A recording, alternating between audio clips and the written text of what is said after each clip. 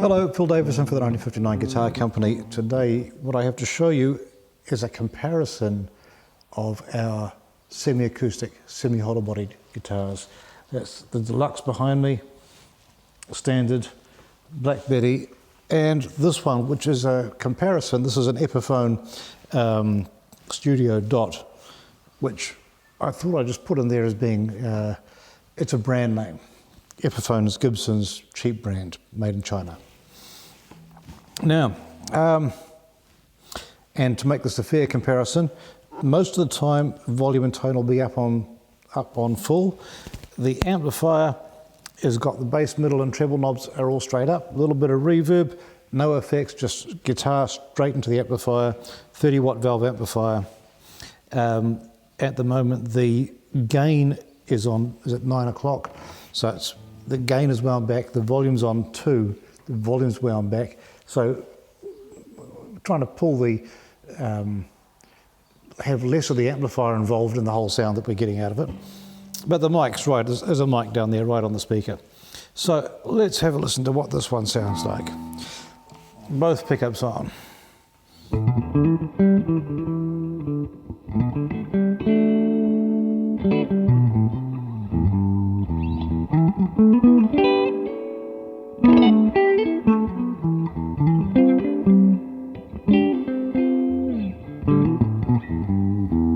Now, the first thing you notice when you pick up this guitar, it has a really nice neck. The neck is thin, it's got a matte finish which is easy to slide your hand on, it feels very smooth under the fingers. You hear there's already a bit of grit in the sound. It's got very high output pickups. The pickups drive the preamp stage of the amp quite hard. What it does have though, it's got a bit of a jangly bit there. If I wind the volume back a little bit, it's not so noticeable. It doesn't drive the preamp of the guitar so hard either.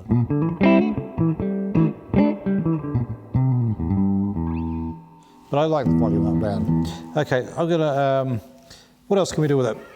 Does it rock?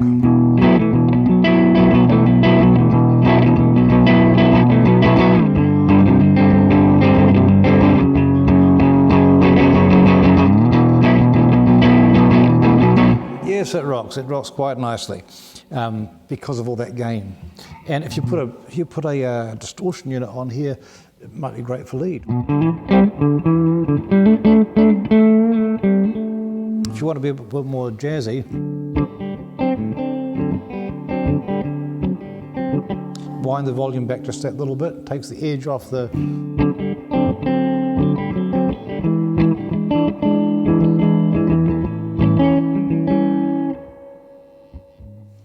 We use just the back pickup.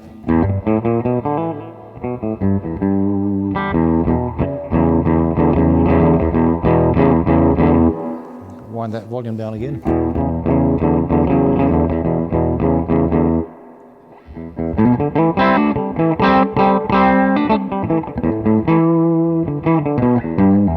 So it's got quite a nasal quality as you'd expect for a back pickup. The bridge pickup, the neck pickup.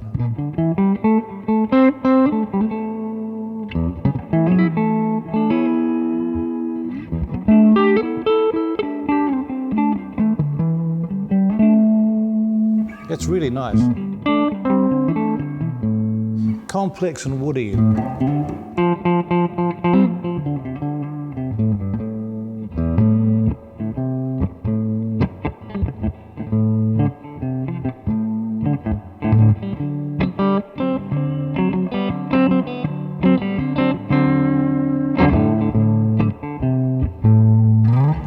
Deep, dark.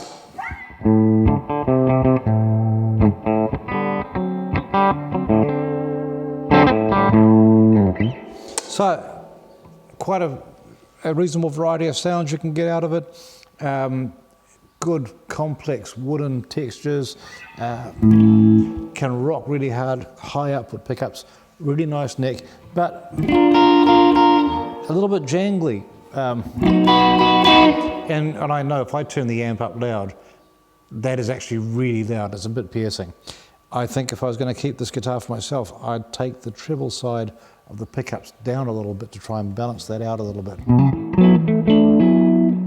If you don't really push it hard, it's not a big issue. If you've got the volume wound back a little bit all the time, or you're playing into a transistor amp, it wouldn't be you probably wouldn't get that degree of jangliness. If you wanted more of a jazz guitar sort of thing, it might work better. So to finish off with this guitar, really nice neck, high output pickups, good variety of sounds, possibly a really nice jazz guitar into a transistor amp. Overall, good, competent guitar. I mean, they make great guitars in China. This is a perfectly good guitar. I quite like it. But let's try the 1959 guitars. Okay, so here's the 1959 standard 335. It feels pretty much the same as the Studio.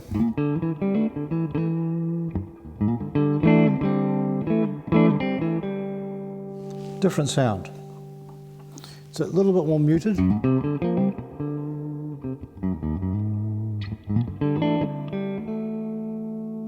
But I'll just turn that volume, the gain up there a little bit further.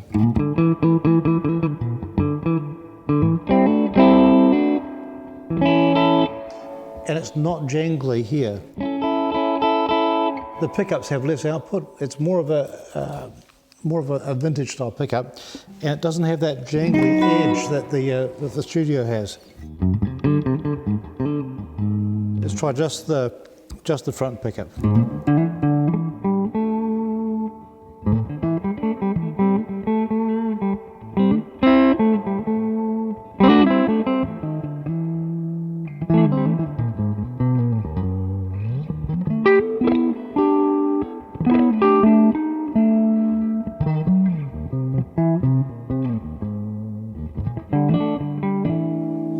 So I could get quite into that. It's not quite as complex and woody as the Studio, but overall it's more useful because it's better balanced. Just the bridge pickup.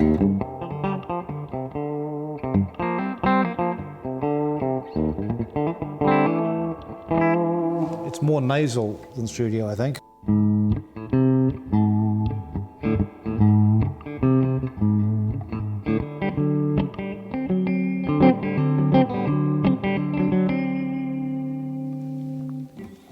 So,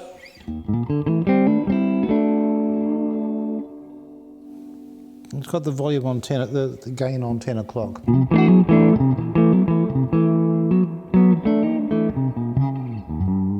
And I really enjoy playing this guitar. I think I enjoy playing it more than that because I'm not watching out for those jangly bits. I've turned the gain up because the pickups have less output.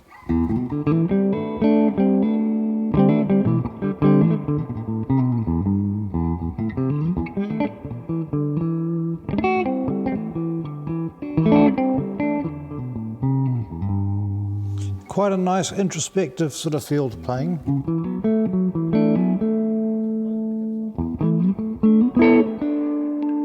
Just try just the front pick.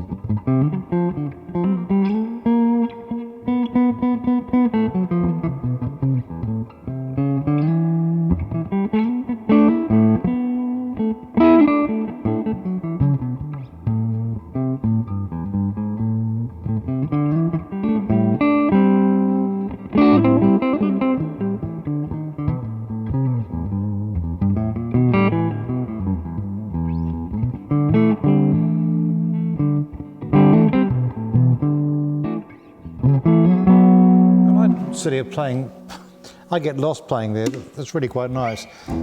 Just the back pickup.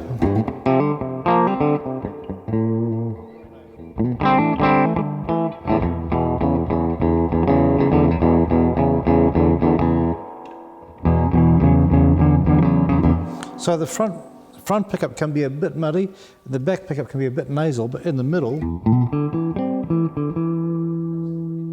the really nice zone.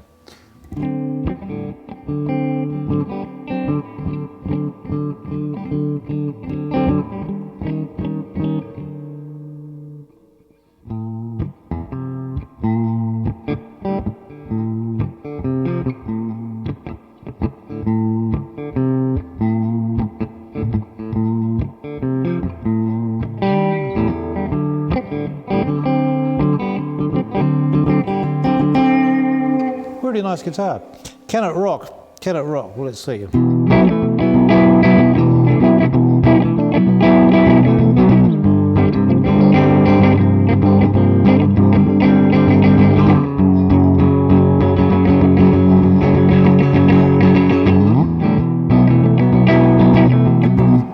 It can. It feels a little bit subdued for that.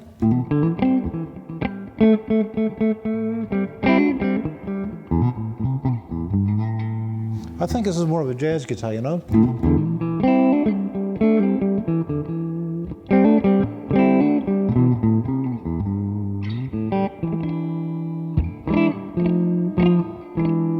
Really nice guitar to play as a jazz guitar. Can rock, but I feel like I'm forcing it. I suppose I could put the bridge pickup on and turn the gain up further.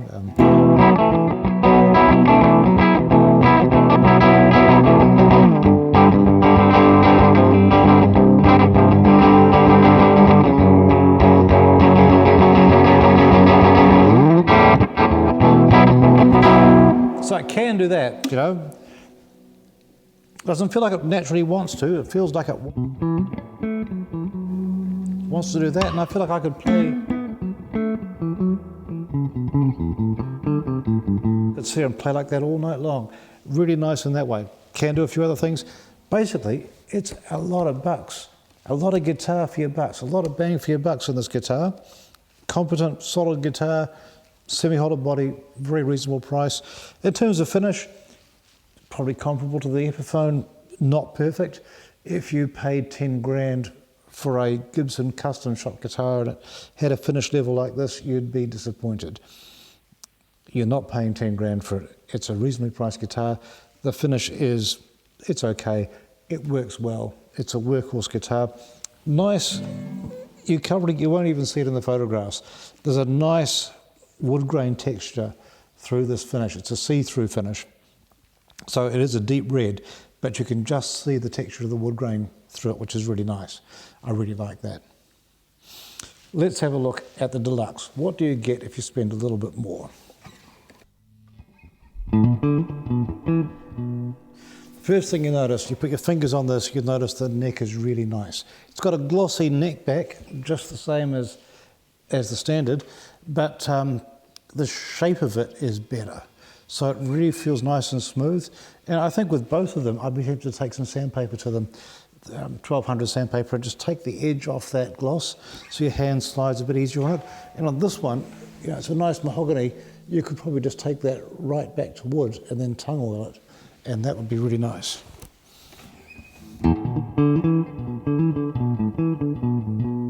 Now the output on these pickups is lower again than on that one, and way down for the studio. If I take this back down to where I had it for the studio,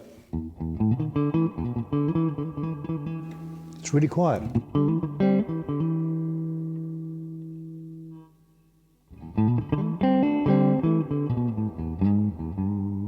I think it needs more. So now we're up to 11 o'clock.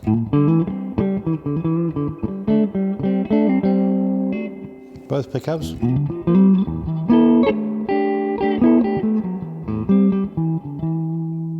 And I think the sound, nice sustain by the way. Hear that nice sustain? Lovely sustain. I think the sound is significantly more transparent and more open than the standard.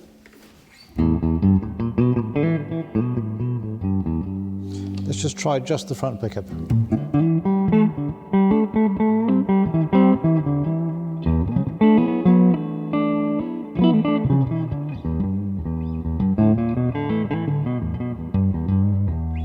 Now that's really nice. It's not muddy, it's woody, it's got that good 335 sort of sound.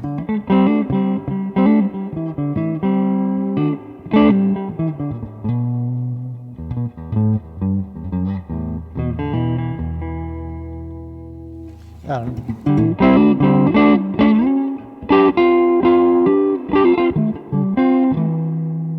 think I could play this all night long. I love the sustain.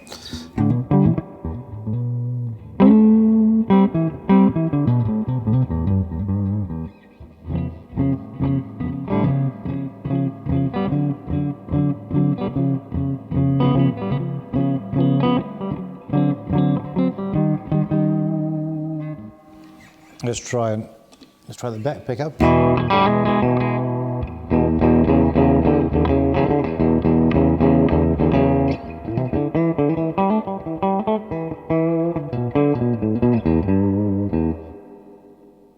Nasal as it should be, plenty of detail. If I want to rock it out, back to both pickups.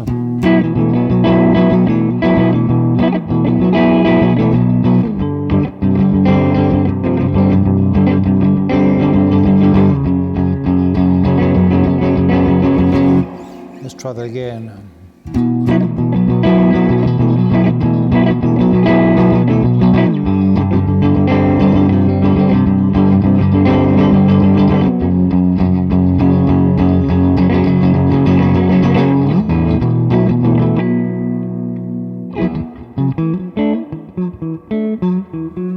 Really nice personality, this guitar.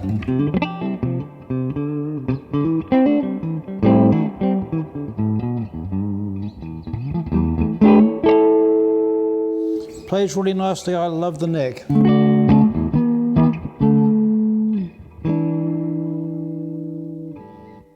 The finish, again, it's around about the same. The finish isn't a lot better.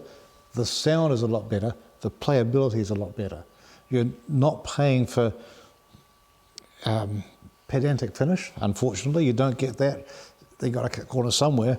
You're paying for playability and for the sound. This has got a really good vintagey Gibson 335 kind of sound to it all.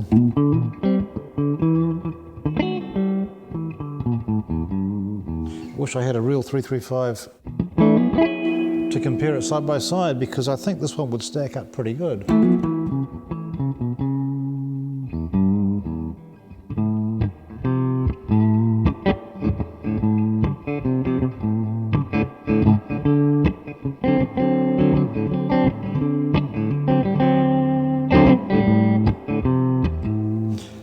Flexible instrument. I think you can kind of play lots of things with this guitar.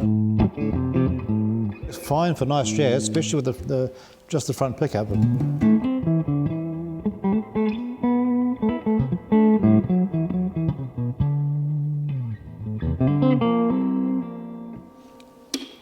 Back pickup by itself, that sort of stuff.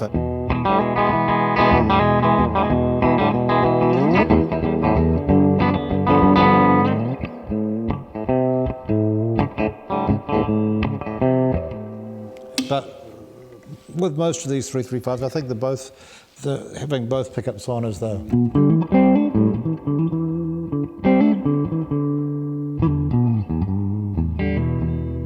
that's the way that works best of all. I really, really like this guitar.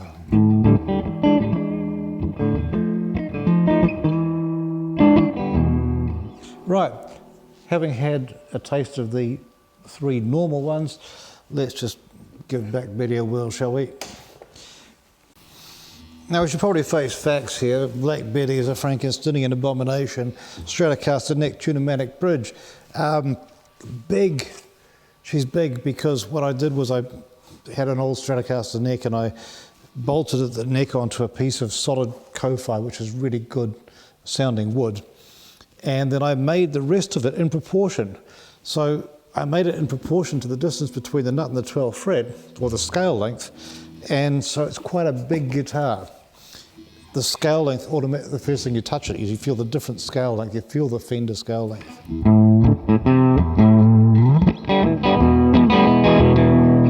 And you can, she looks rough and ragged, and she wants to play rough and ragged.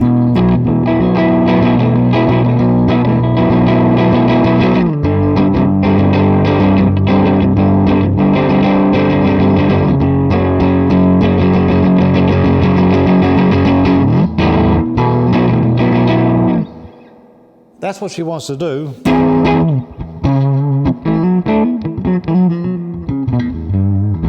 Now we're going to turn the gain down because that was gain suiting the low output pickups on the Deluxe.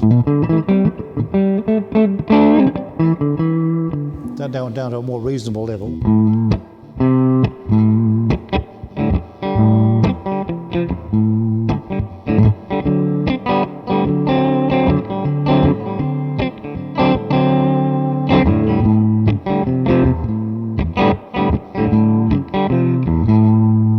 Now, can Black Betty play nice jazz, front pickup only?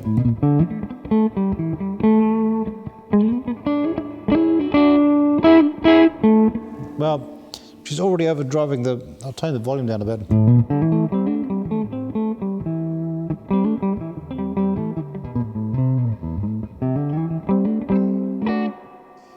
Sort of, but if you wanted to do that, you wouldn't have a guitar that looked like this. You'd have a guitar that looked like one of those ones. So basically, Black Betty, she's an animal.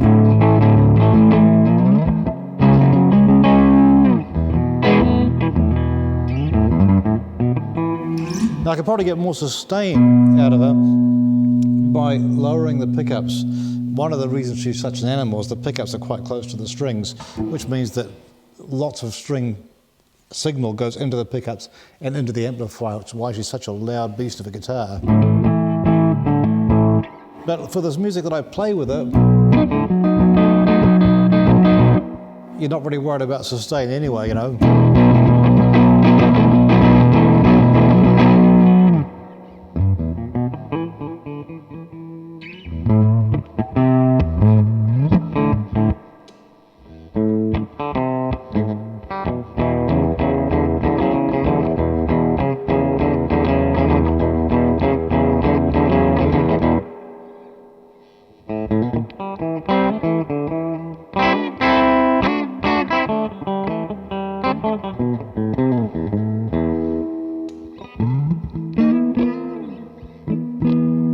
So, Black Betty's a bit of a labour of love, an experiment that worked out, and she plays really nicely. I really like her.